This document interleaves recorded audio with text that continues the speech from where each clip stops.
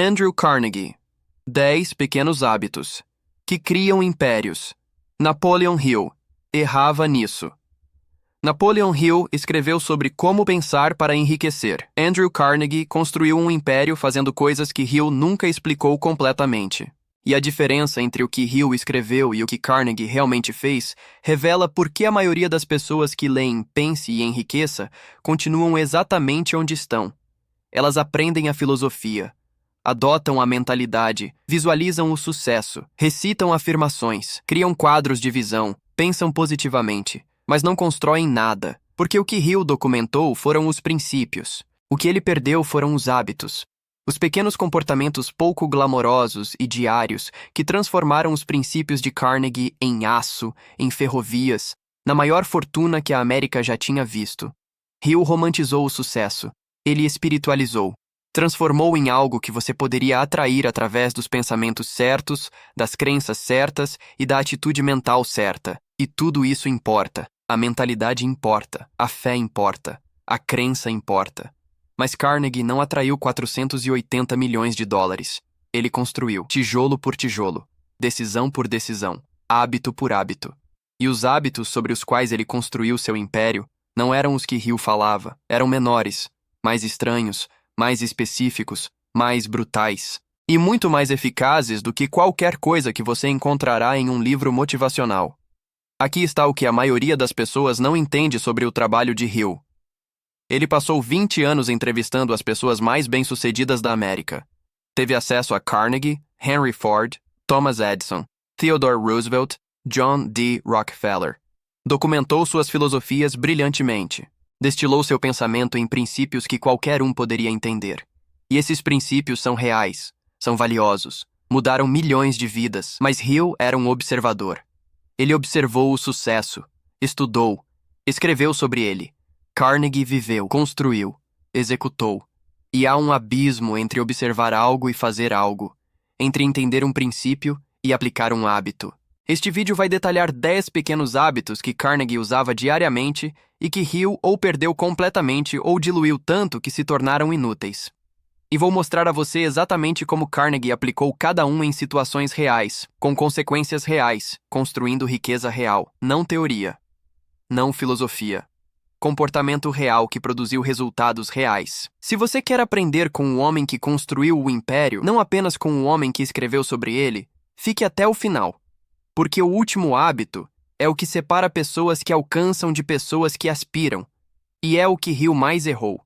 Vamos começar com o primeiro hábito e vai soar quase ofensivo para pessoas criadas no pensamento positivo. Carnegie praticava pessimismo estratégico, não o tipo de pessimismo que paralisa, o tipo que prepara. Hill escreveu sobre o poder da fé, sobre acreditar tão fortemente na sua visão que a dúvida não pode te tocar, sobre manter confiança inabalável não importa o quê, sobre autossugestão e atitude mental positiva.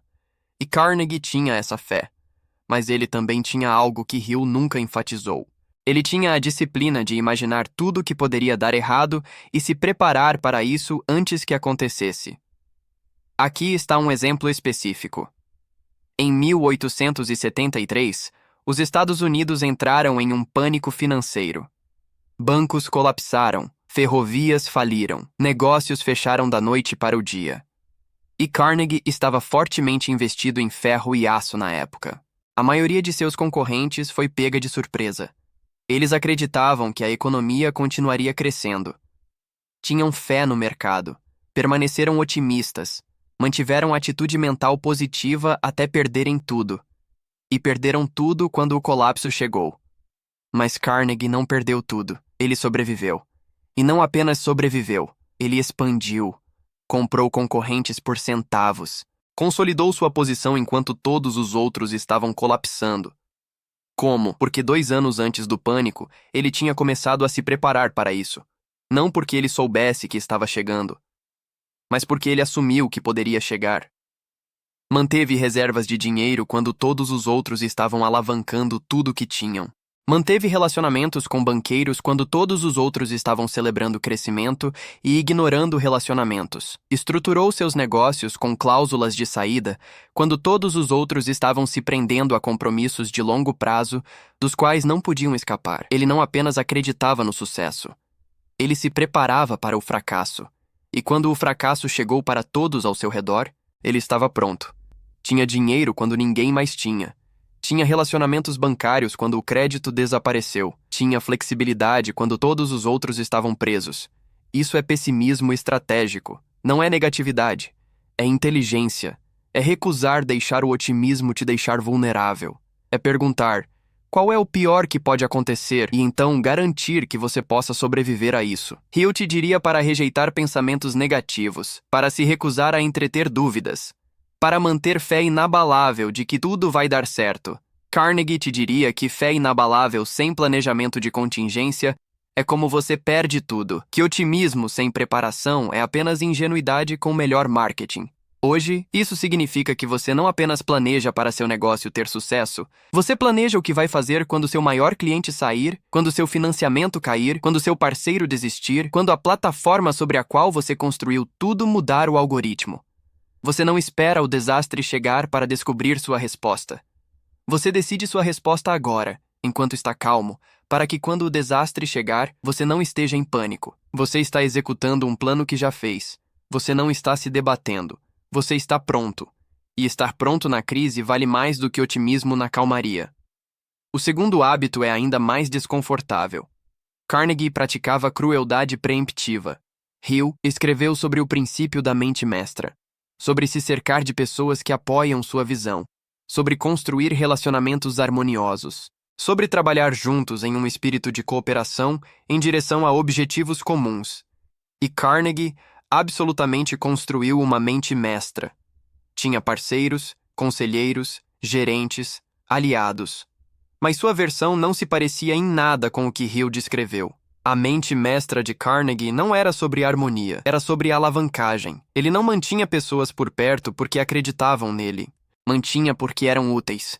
E no momento em que paravam de ser úteis, ele as removia, instantaneamente, sem culpa, sem hesitação, sem sentimentalismo. Aqui está a história que Hill nunca contou. Em 1892, o principal parceiro de negócios de Carnegie era Henry Clay Frick. Frick administrava as operações de aço de Carnegie. Era brilhante, era implacável, era eficaz. E Carnegie confiava nele com quase tudo. Eles construíram juntos a maior operação de aço do mundo.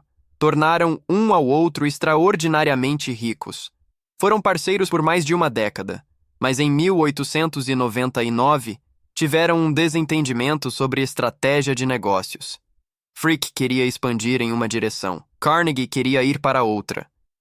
E em vez de comprometer, em vez de encontrar meio termo, em vez de preservar o relacionamento a todo custo como Hill sugeriria, Carnegie forçou Frick para fora. Imediatamente, ele reestruturou toda a empresa para remover a influência de Frick.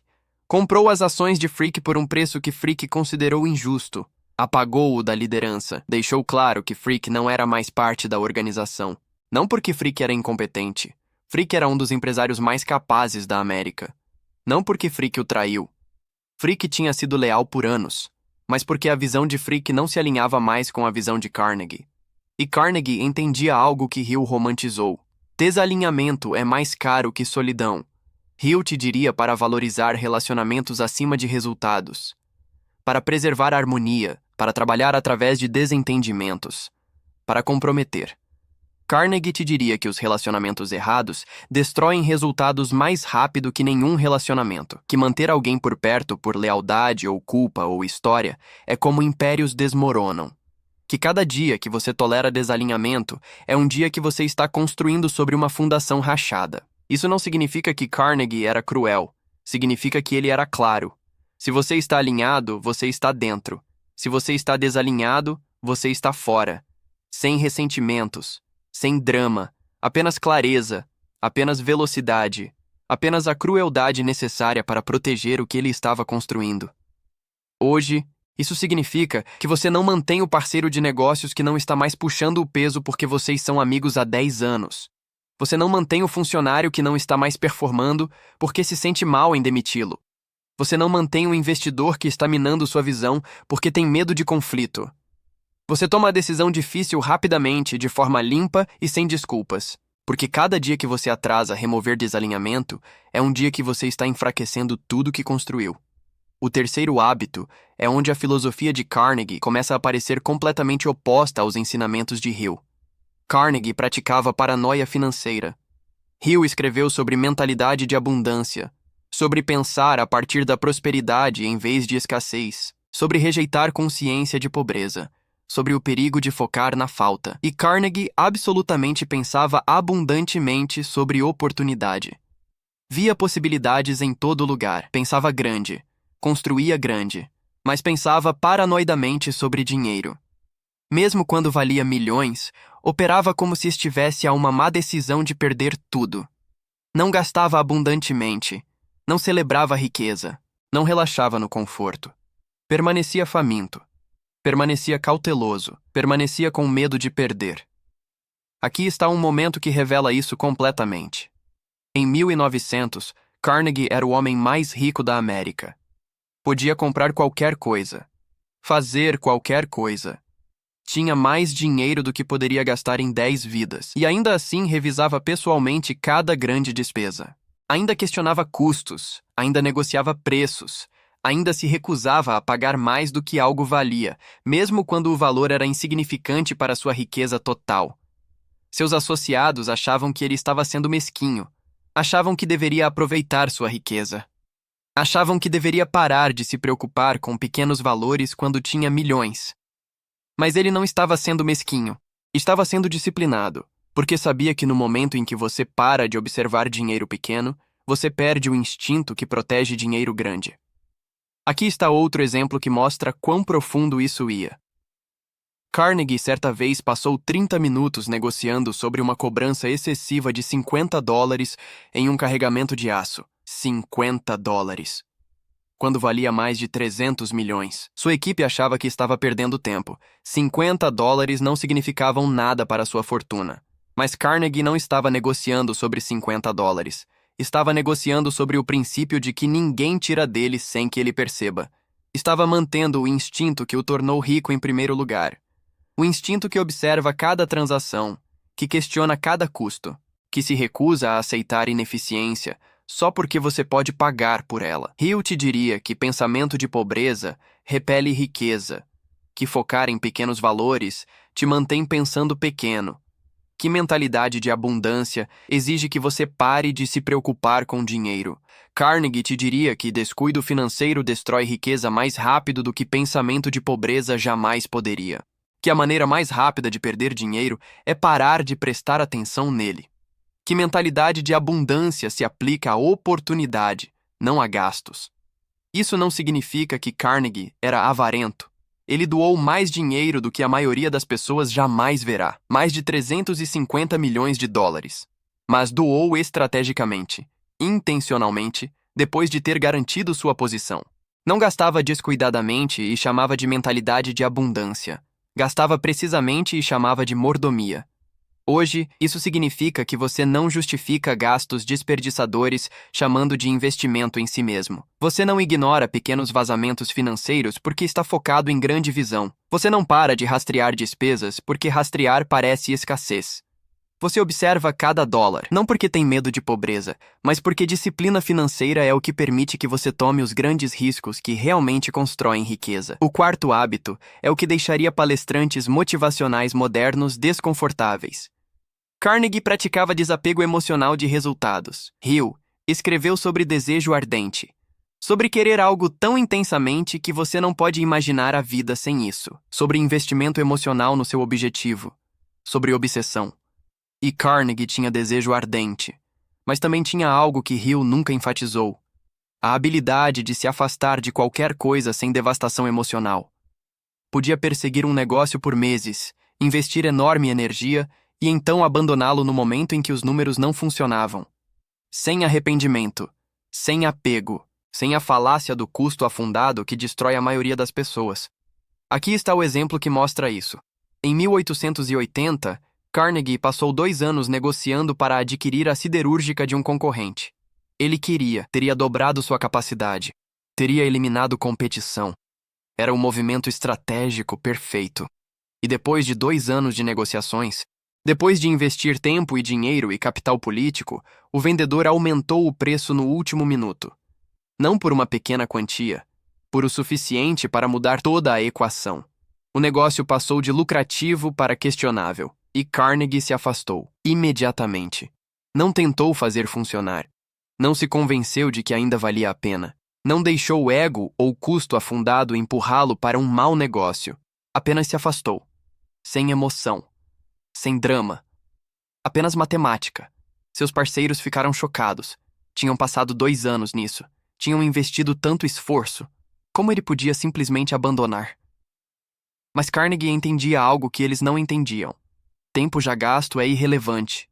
Dinheiro já investido é irrelevante. A única coisa que importa é se o negócio faz sentido agora com informações atuais. E não fazia. Então ele saiu. Hill te diria que vencedores nunca desistem e desistentes nunca vencem. Que persistência é a chave para o sucesso. Que você tem que continuar empurrando não importa o quê.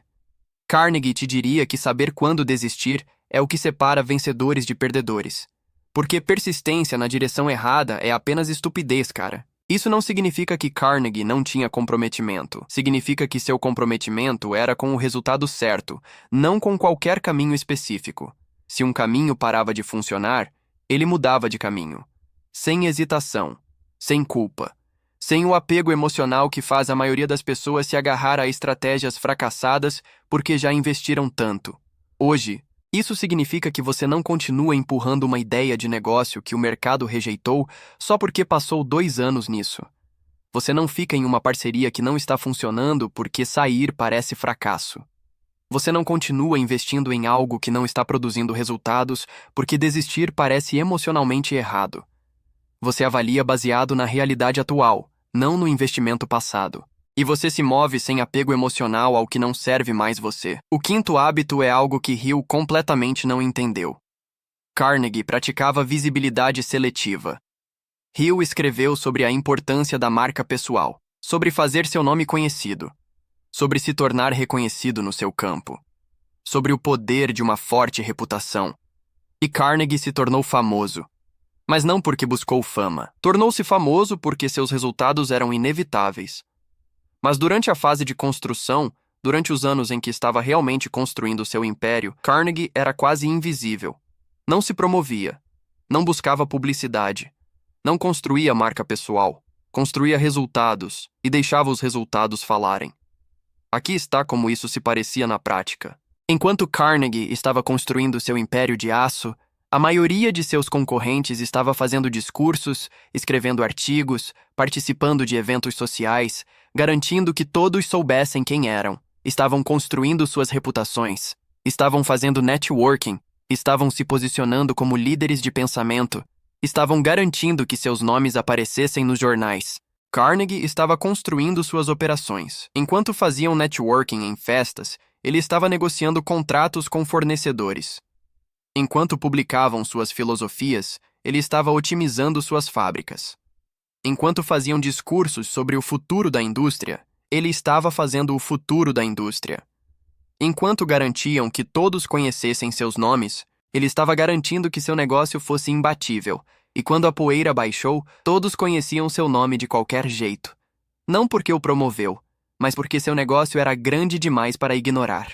Seus concorrentes tinham ótimas reputações e negócios fracassados. Carnegie tinha uma reputação crescente e um negócio dominante. Eles eram conhecidos por falar sobre aço. Ele era conhecido por fazer aço. Hill te diria que você tem que se vender para ter sucesso, que marca pessoal é essencial, que visibilidade cria oportunidade. Carnegie te diria que se você tem que se vender, seus resultados não são bons o suficiente ainda. Que a melhor marca pessoal é resultados inegáveis. Isso não significa que Carnegie evitava toda a visibilidade. Significa que era estratégico sobre ela. Não desperdiçava tempo em visibilidade que não produzia resultados. Não confundia ser conhecido com ser bem-sucedido. Entendia que na fase de construção, obscuridade é uma vantagem. Significa que concorrentes não estão te observando. Significa que você pode experimentar sem fracasso público. Significa que você pode pivotar sem danificar sua reputação. Significa que você pode construir sem pressão para performar para uma audiência. Hoje, isso significa que você não passa 3 horas por dia construindo sua marca pessoal, quando deveria estar passando 3 horas por dia construindo seu negócio real. Você não prioriza parecer bem-sucedido sobre ser bem-sucedido. Você não confunde presença em mídia social com presença no mercado. Você constrói em privado, falha em privado, itera em privado e torna-se público quando tem algo inegável para mostrar. O sexto hábito é onde a abordagem de Carnegie se torna quase o oposto do ensinamento de Hill. Carnegie praticava ingratidão estratégica. Isso vai soar duro, mas fique comigo. Hill escreveu extensivamente sobre gratidão, sobre apreciar o que você tem, sobre ser grato por cada oportunidade, sobre gratidão como um ímã para a abundância. E Carnegie era grato, mas não deixava a gratidão torná-lo passivo, não deixava a apreciação torná-lo satisfeito, não deixava a gratidão pará-lo de querer mais, exigir mais, construir mais. Aqui está um momento específico que revela isso. Em 1875, Carnegie recebeu uma oferta de uma companhia ferroviária. Queriam comprar suas pontes. Era uma oferta generosa. Teria feito dele rico além dos sonhos da maioria das pessoas na época. Dinheiro suficiente para se aposentar confortavelmente. Dinheiro suficiente para nunca trabalhar novamente. E os conselheiros de Carnegie disseram para aceitar. Disseram para ser grato pela oportunidade. Disseram que nunca receberia uma oferta tão boa novamente. Disseram que deveria agradecer a Deus por sua boa sorte e aceitar. E Carnegie rejeitou. Não porque a oferta era ruim, mas porque sabia que poderia construir algo maior se mantivesse controle. Não era grato o suficiente para se acomodar. Era ambicioso o suficiente para apostar em si mesmo. Hill te diria que gratidão atrai abundância, que apreciar o que você tem traz mais, que ser grato por bênçãos atuais abre portas para bênçãos futuras. Carnegie te diria que gratidão prematura mata a ambição, que apreciar sucesso atual pode fazer você satisfeito com o sucesso atual, que ser grato por onde você está pode impedi-lo de chegar onde está indo. Isso não significa que Carnegie era ingrato. Significa que entendia que gratidão por onde você está não pode parar fome por onde você está indo. Que apreciar sucesso atual não pode fazer você satisfeito com o sucesso atual quando você é capaz de mais. Que ser grato pelo que você tem não pode impedi-lo de construir o que você ainda não tem. Você pode ser grato e faminto ao mesmo tempo. E se você é apenas grato, vai ficar onde está. Se você é apenas faminto, vai ser miserável onde está. Mas ambos juntos? Essa é a fórmula. Grato pelo que você tem. Faminto pelo que é possível. Hoje, isso significa que você não deixa diário de gratidão substituir definição de metas. Você não deixa a apreciação por sua renda atual impedi-lo de construir em direção à sua renda-alvo. Você não deixa pessoas convencerem você a ser feliz com o que tem, quando o que você tem não é o que você é capaz de construir. Você pode ser grato e ambicioso, e se você é apenas um desses, vai ficar preso ou ficar miserável. O sétimo hábito é o mais operacionalmente específico, e é algo que Hill nunca documentou claramente. Carnegie praticava incrementalismo obsessivo. Hill escreveu sobre pensar grande, sobre ter visão massiva, sobre definir metas tão grandes que te assustam, sobre sonhar sem limites. E Carnegie tinha visão massiva. Mas sua execução era microscópica. Não tentou construir um império em um movimento. Construiu em 10.000 pequenos movimentos e rastreou cada um. Aqui está como isso realmente se parecia. Carnegie não apenas possuía siderúrgicas, possuía toda a cadeia de suprimentos. Possuía as minas de ferro que produziam o minério. Possuía as ferrovias que transportavam o minério. Possuía os navios que carregavam o minério através dos grandes lagos. Possuía as minas de carvão que alimentavam as fornalhas. Possuía as pedreiras de calcário que purificavam o aço. E não adquiriu tudo isso de uma vez em um movimento estratégico brilhante. Adquiriu peça por peça ao longo de décadas, cada peça escolhida porque eliminava uma pequena ineficiência, um pequeno custo, uma pequena dependência de outra pessoa. Toda semana, Carnegie revisava relatórios sobre cada operação. Quanto minério foi extraído, quanto foi transportado, quanto combustível foi usado, Quanto aço foi produzido, quanto desperdício foi gerado, qual era o custo por tonelada, qual era a margem de lucro. E ele não apenas lia os relatórios, questionava, analisava, comparava com semanas anteriores. Se a produção caía 2%, queria saber por quê. Não apenas a produção caiu, queria saber especificamente o que causou a queda, qual fornalha, qual turno, qual processo. Se os custos de transporte aumentavam 50 centavos por tonelada, queria saber por quê. Qual rota, qual ferrovia, qual taxa mudou. Se o desperdício subia 1%, queria saber por quê. Qual material, qual estágio, qual trabalhador. Operava em um nível de detalhe que faria a maioria dos CEOs ficarem exaustos só de pensar nisso. Conhecia seu negócio em detalhes granulares que seus concorrentes nunca se aproximaram. Eles focavam no quadro geral. Ele focava em cada pixel que compunha o quadro geral. E foi assim que construiu um império. Não através de uma visão brilhante, através de 10.000 pequenas otimizações que se compuseram em dominância. Cada pequena melhoria era insignificante. 2% aqui. 1% ali, 50 centavos por tonelada. Mas compostas ao longo de milhões de toneladas ao longo de décadas, essas pequenas melhorias se tornaram a diferença entre seu império e o fracasso de todos os outros. Hill te diria para focar no quadro geral e deixar outros lidarem com detalhes. Para pensar estrategicamente, não taticamente. Para delegar as pequenas coisas. Carnegie te diria que o quadro geral é feito de detalhes. E se você não entende os detalhes, outra pessoa controla seu negócio, que você não pode delegar o que não entende. Que pensamento estratégico requer conhecimento tático. Hoje, isso significa que você não apenas define grandes metas e espera que aconteçam. Você as quebra em pequenas peças e rastreia cada peça. Você não delega tudo e assume que está resolvido. Você conhece seus números, conhece seus processos, sabe para onde cada dólar vai, para onde cada hora vai, de onde cada oportunidade vem. Não porque você é um microgerenciador, mas porque incrementalismo é como o crescimento composto realmente funciona. Pequenas melhorias, repetidas consistentemente, se compõem em resultados extraordinários. O 8º hábito é algo que Hill espiritualizou de uma forma que o tornou quase inútil. Carnegie praticava generosidade transacional. Hill escreveu sobre dar, sobre a lei da reciprocidade, sobre plantar sementes, sobre ajudar outros e confiar que voltará para você multiplicado, sobre dar sem expectativa. E Carnegie doou mais dinheiro do que quase qualquer um na história. Mais de 350 milhões de dólares. Construiu bibliotecas, escolas, universidades, salas de concerto. Mas não dava porque acreditava em karma. Dava estrategicamente. Dava de maneiras que construíam sua reputação, expandiam sua influência e criavam boa vontade que protegia seus interesses comerciais. Aqui está o exemplo que mostra exatamente quão calculada era a generosidade de Carnegie.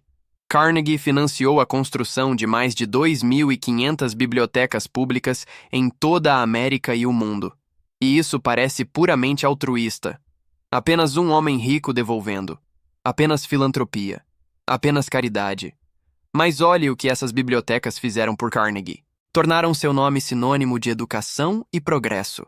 Deram-lhe influência política em cada cidade que tinha uma biblioteca Carnegie. Tornaram-no intocável para críticos que poderiam ter atacado suas práticas comerciais, porque como você ataca o homem que está educando suas crianças, como você critica o homem que está construindo bibliotecas na sua cidade?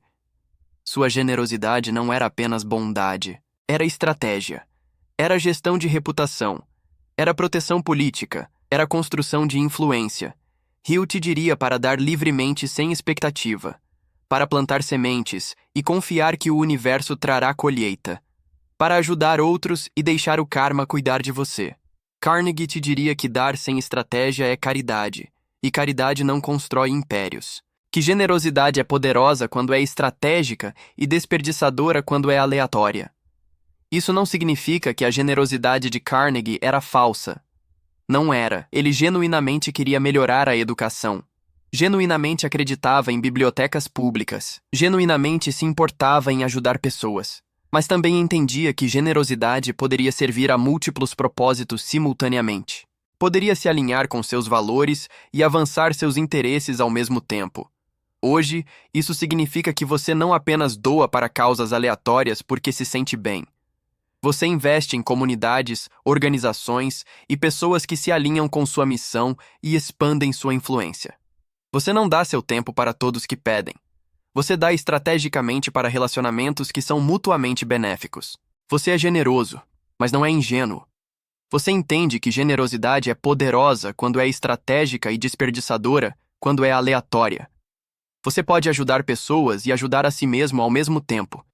E fingir que isso é errado é porque pessoas caridosas frequentemente permanecem pobres, enquanto pessoas estratégicas constroem impérios que financiam generosidade massiva. O nono hábito é onde a disciplina diária de Carnegie se torna quase desumana comparada ao que Hill ensinou. Carnegie praticava velocidade compulsiva. Hill escreveu sobre a importância de planejar, sobre pensar as coisas, sobre ter certeza de que você está pronto antes de agir, sobre preparação. E Carnegie planejava, pensava profundamente, analisava cuidadosamente.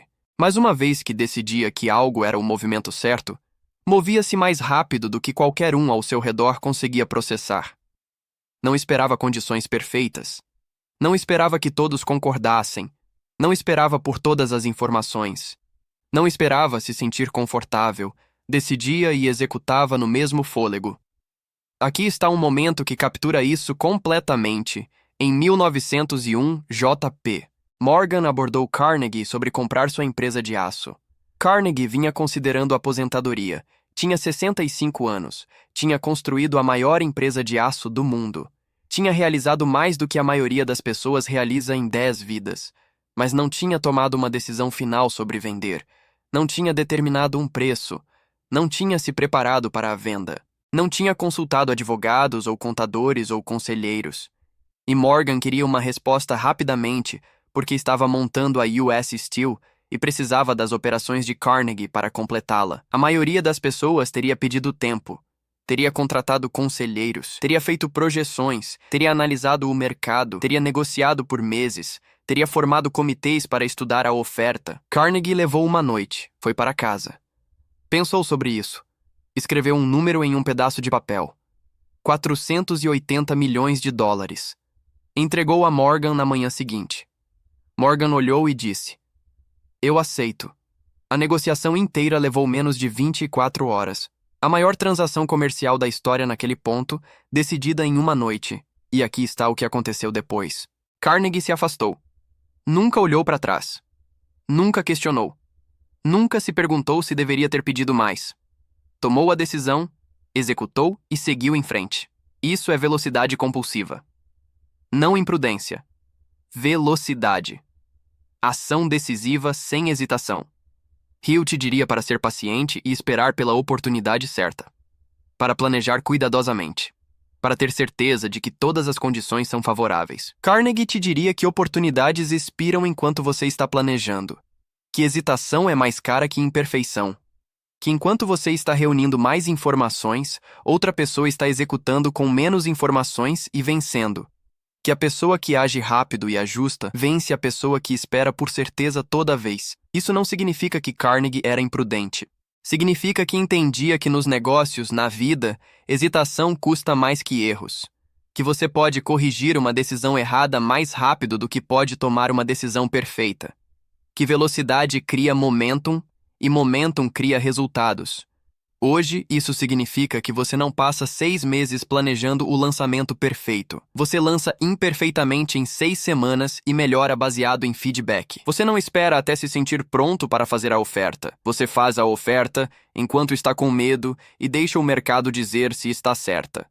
Você não atrasa decisões até ter informação completa. Você toma decisões com a informação que tem e ajusta conforme aprende, porque a informação perfeita nunca vem. E esperar por ela garante que outra pessoa vença enquanto você ainda está se preparando. E agora, o 10º hábito. Este é o que Hill mais errou. O que separa pessoas que constroem impérios de pessoas que leem sobre construir impérios. Carnegie praticava disciplina em nível de identidade. Hill escreveu sobre desejo, sobre querer algo o suficiente, sobre fome, sobre paixão ardente que te impulsiona para frente, sobre obsessão com seu objetivo. E Carnegie tinha tudo isso. Mas tinha algo mais profundo. Tinha reconfigurado sua identidade tão completamente que disciplina não era algo que fazia. Era quem ele era. Não escolhia trabalhar duro. Trabalho era seu estado padrão. Não escolhia otimizar.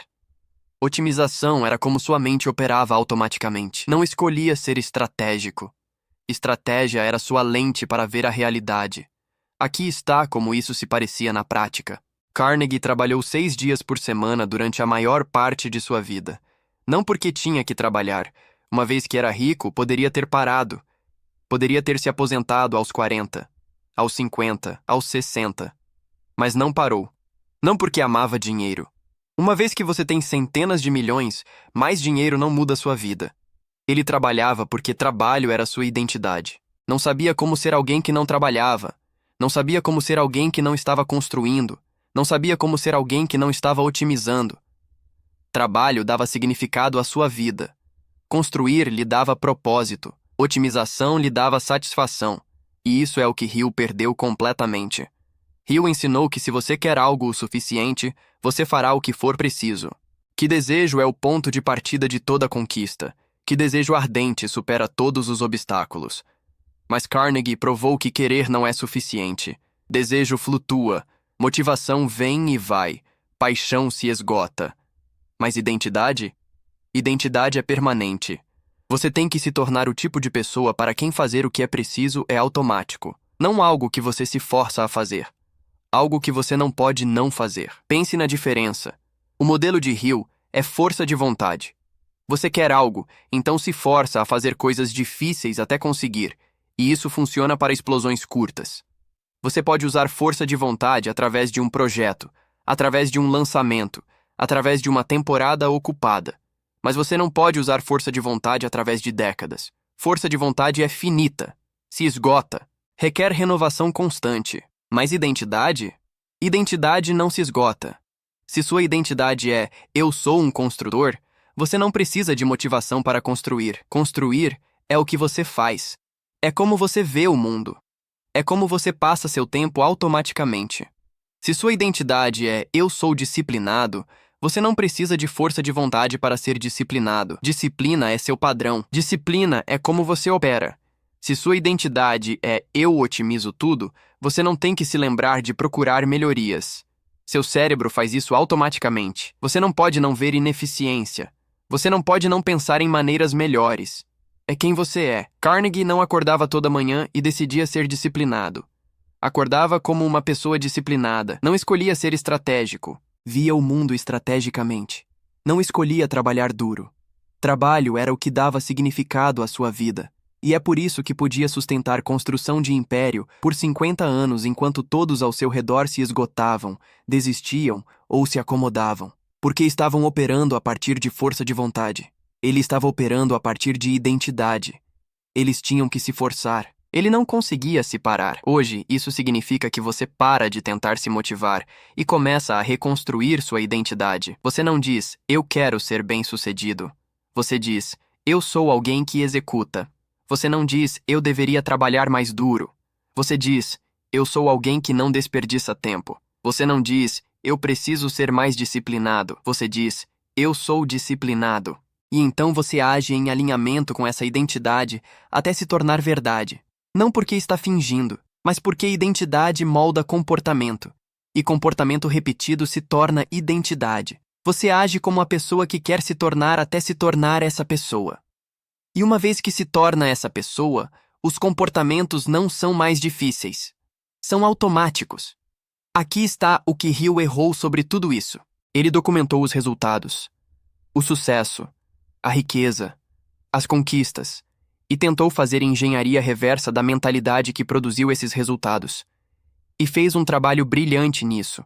Pense e Enriqueça é um dos livros mais importantes já escritos.